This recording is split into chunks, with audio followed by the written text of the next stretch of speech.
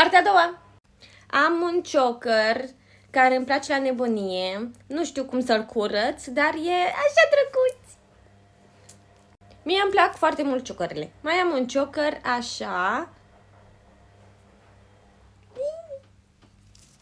Mai am o brățară, nu e din aur, dar nu știu, e mare, nu știu cum să o port. Mi-ajunge până aici. Mai am un lănțișor de genul cu zodia pești, pentru că eu sunt pești. Ăștia cred că i-am din Stradivarius. O pereche de cercei super drăguți.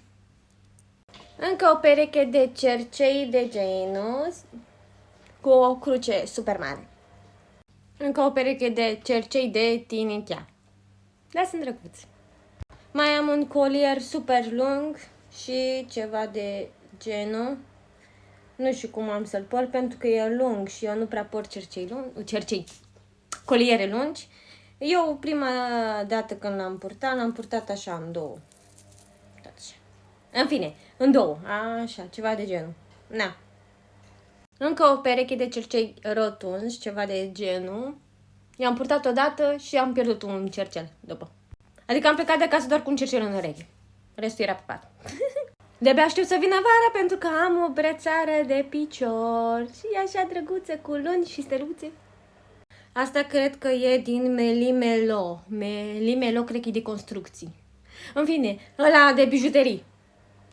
Și am o brățăriță care nu am purtat niciodată pentru că îmi cade de pe mână. Și încă o pereche de cerceluși. Aștia sunt mai micuți. Tot în formă de cruce. Iar restul am multe inelușe. Din astea, cred că luate de la Stradivarius. În seturi din alea cu 40 de lei și tocmai mi-am scăpat un inel.